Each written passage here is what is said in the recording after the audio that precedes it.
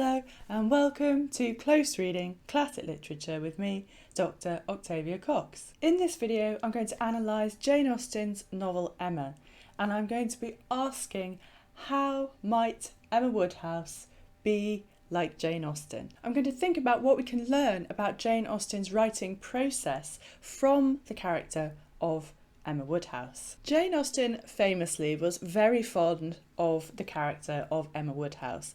Her nephew, James Edward Austen Leigh, in his memoir of his aunt from 1870, declared, "She was very fond of Emma, but did not reckon on her being a general favourite, for, when commencing that work, she said, I am going to take a heroine whom no one but myself will much like." Emma Woodhouse in the novel declares herself to be an imaginist. Jane Austen's fondness for Emma Woodhouse stems perhaps, which I'm going to explore today, on the ways that they think about pictures of domestic life around them. They both fictionalise the world around them. They filter their observations as though they were living in a novel. In this sense, I think we can think of Emma Woodhouse as a kind of proxy novelist, speculating about people's futures, marriage making, putting people together, wondering about what other characters are thinking, and so on. So what does Emma Woodhouse, the proxy novelist, tell us about Jane Austen, the real novelist? That's the question that I'm going to examine today in this video. I want to think about what Emma Woodhouse, the imaginist, reveals to us about Jane Austen, the novelist, who is also, of course, an imaginist. Remember, if you like what I do here on my channel where I analyse classic literature, then do please subscribe. Emma Woodhouse calls herself an imaginist following the incident where Harriet Smith is accosted and frightened by some ruffian children, and she is rescued by Frank Churchill. And Emma Woodhouse speculates and imagines what this might mean, as though Harriet and Frank were the heroine and hero of a novel. Such an adventure as this, a fine young man and a lovely young woman thrown together in such a way, could hardly fail of suggesting certain ideas to the coldest heart and the steadiest brain. And fine young man and lovely young woman are novelese for hero and heroine. Emma also thinks of them being thrown together in such a way, as heroes and heroines are in novels. And we might remember the narrative voice in Northanger Abbey, who remarks in the opening chapter, "But when a young lady is to be a heroine, something must and will happen to throw a hero in her way." And that's exactly what Emma Woodhouse is imagining here. And the same language comes into play, that a hero will be thrown in the way of the heroine. And the quotation continues, "So Emma thought, at least. Could a linguist, could a grammarian, could even a mathematician have seen what she did, have witnessed their appearance together and heard their history of it, without thinking that circumstances had been at work to make them peculiarly interesting to each other? How much more must an imaginist like herself be on fire with speculation and foresight, especially with such a groundwork of anticipation as her mind had already made? For imaginists like both Jane Austen and Emma Woodhouse, an everyday adventure is cause to be on fire with speculation.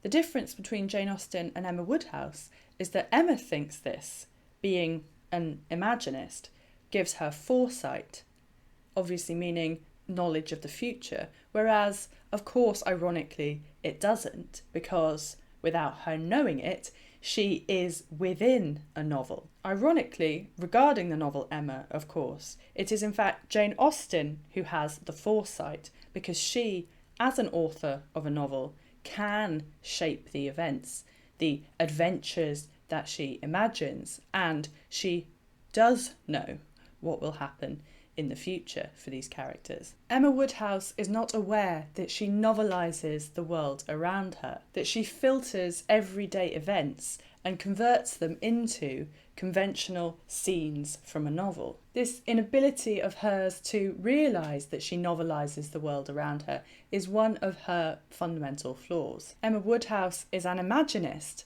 but she doesn't reflect on her imagination. Jane Austen, on the other hand, does reflect on her imagination and on her novelising tendencies. And I'm now going to analyse this by looking in detail at some of Jane Austen's letters. We can see from Jane Austen's own letters her urge to invent and imagine and speculate about the world around her on ordinary, everyday events of domestic life. Very much, of course, like Emma Woodhouse. They both translate ordinary domestic life into adventures to be told. We might think of it, being an imaginist perhaps, as a coping mechanism for the tediousness or boredom of everyday ordinary life, to escape straightforward reality by painting it in more interesting colours, and frankly, who can blame them? We are told in the opening chapter of the novel Emma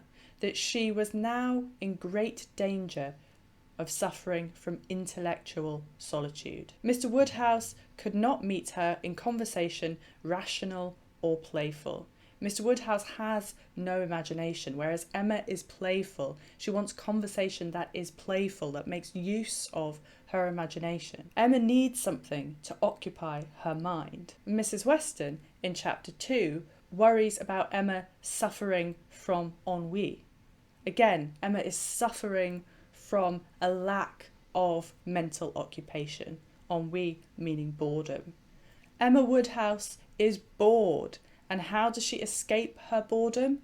Through her imagination. And we can see from her letters that Jane Austen frequently does the same thing.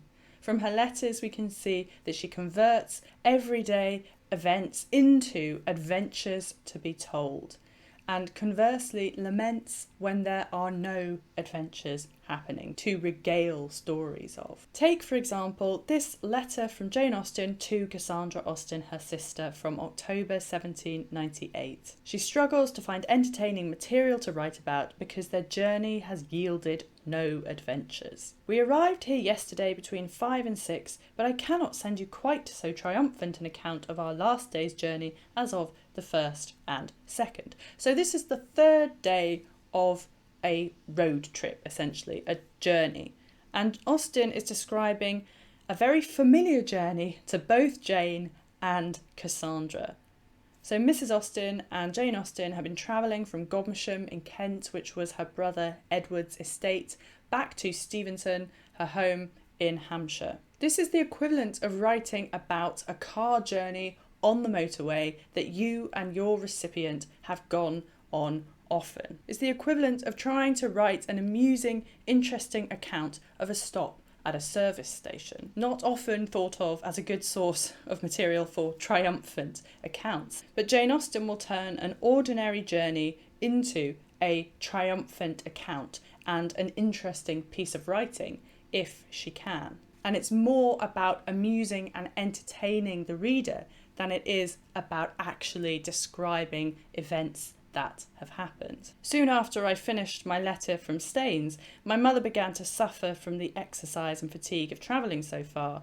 We met with no adventures at all on our journey yesterday, except that our trunk had once nearly slipped off, and we were obliged to stop at Hartley to have our wheels greased. So we can see that Austen is thinking in terms of life as adventures to be narrativized. But unfortunately, this particular leg of the boring journey yielded nothing at all to create any adventures about, not even that the trunk nearly slipped off and they had to stop to have the wheels greased.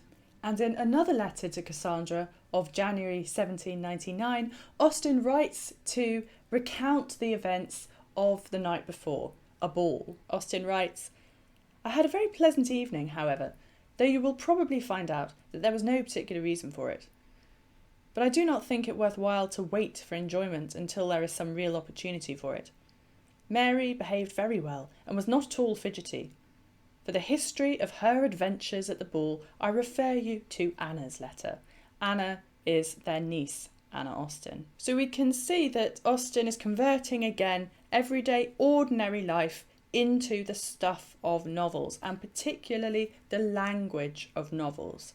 Here she talks of the history of her adventures. And this alludes to the title of Henry Fielding's very well-known popular novel, The History of the Adventures of Joseph Andrews from 1742. So in this letter we can see that Austen is saying that not much happened to her at all. So she refers Cassandra to a much more interesting, more novelistic account, even though it's of somebody else. There was no reason for Austen to have a pleasant evening, although she did. There were no interesting details to describe. And so she refers Cassandra to a novelised history of the adventures of Mary. She doesn't just describe what happened to Mary at the ball, but makes her into the heroine of some novel, and not even her own novel, but Anna's. When one has nothing to do, one can still imagine. And this is a fundamental trait of both Emma Woodhouse and Jane Austen. And this is a revealing quotation, I think, in another letter to Cassandra from January 1799, when Austen is ill and bored. This complaint in my eye has been a sad bore to me, for I have not been able to read or work. Work means to sew. I have not been able to read or work in any comfort since Friday. I have nothing to do but to invent. When Austen is bored, she invents, just as Emma Woodhouse does. Invention for Austen is an activity. Nothing to do but to invent. The but explicitly excludes to invent from the nothing. She is going to do invention. Essentially, she's saying the only thing to do is to invent. Do, of course, is a verb, a very common verb, perhaps even one of the most common verbs. We even call verbs doing words. A verb is an action. In the same letter, we see Jane Austen's invention, her playfulness, her imaginative playfulness in action. In the letter, she fictionalises her own life for narrative purposes and puts herself in the position of being the heroine in a novelistic situation. And I really love this quotation, it's fabulously funny. You express so little anxiety about my being murdered under Ash Park Copse by Mrs. Hulbert's servant that I have a great mind not to tell you whether I was or not. There is a duality in this quotation which I think is fundamental to understanding what goes on through so much of Austen's novels. That's the understanding of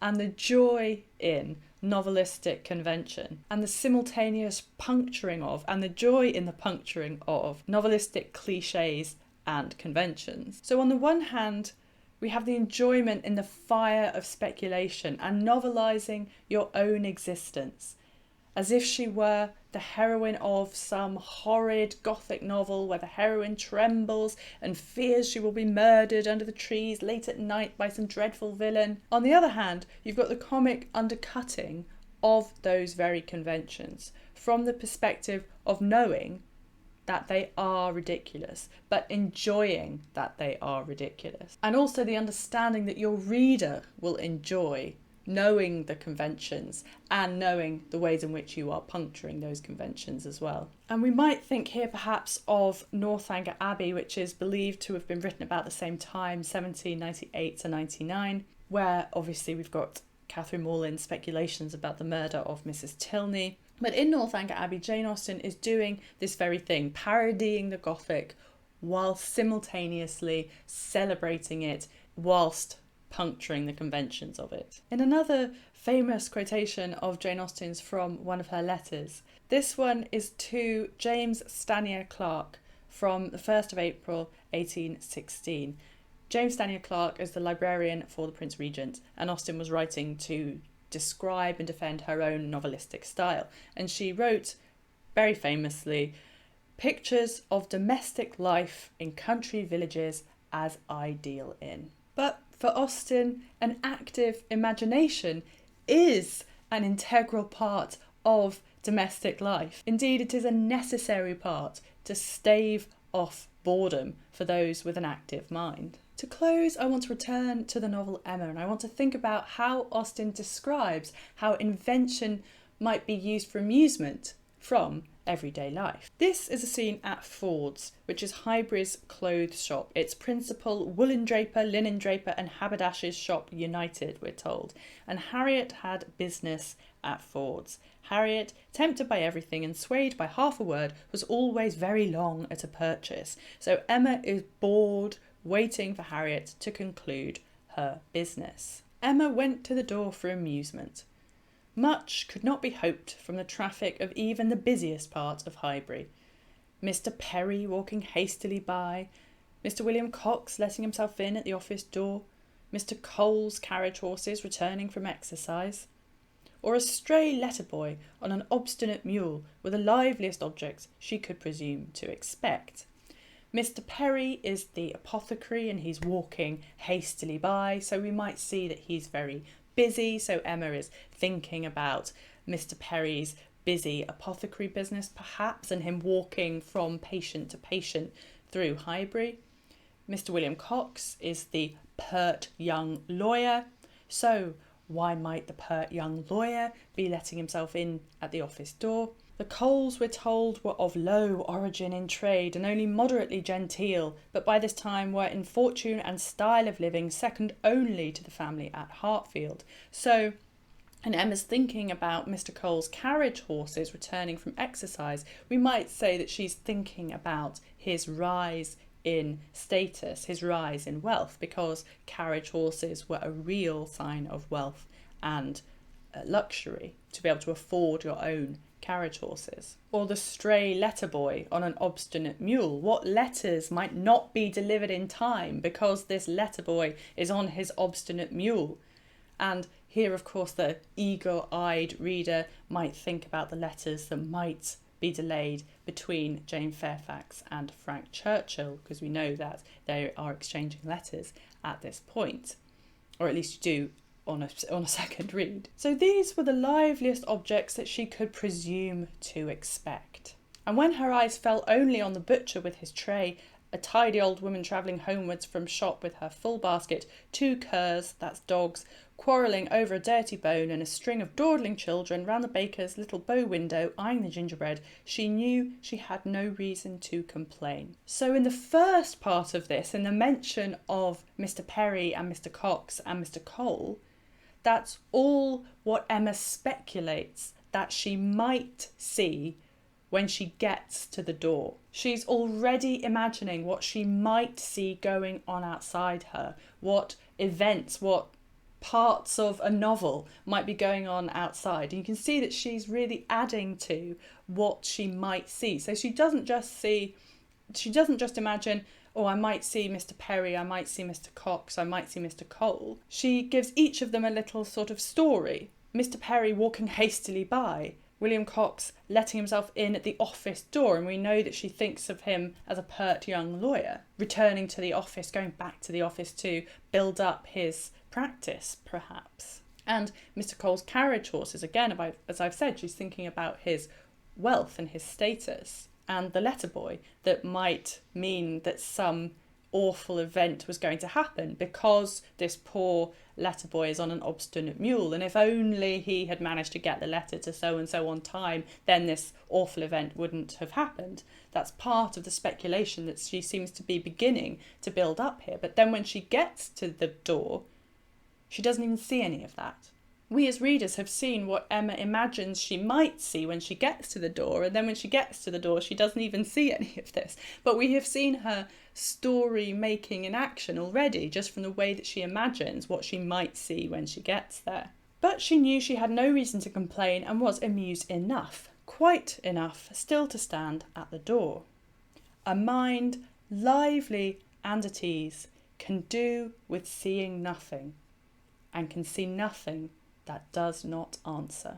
A mind lively and at ease can do with seeing nothing, and can see nothing that does not answer.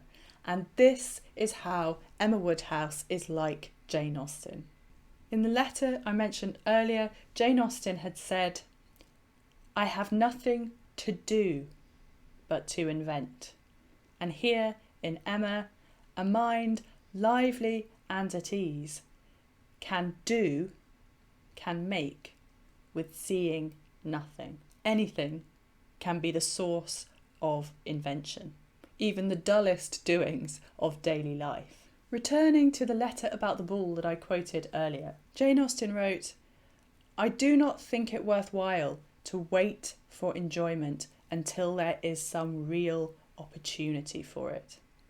In other words, if there is no real opportunity for enjoyment in domestic life, then one must find enjoyment in the unreal, by inventing it, by novelising it.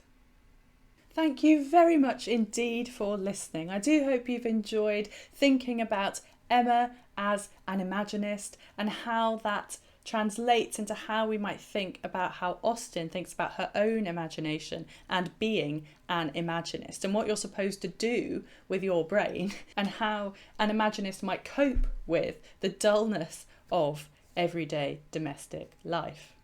Remember, if you like what I do here on my channel, then do please subscribe, and if you have liked the video, then do please give it a big thumbs up. It does help me out, as I've said before, in YouTube's algorithm. And do leave any comments that you have below. I really do love hearing from you. Do you have your own fabulous example of Emma Woodhouse being an imaginist?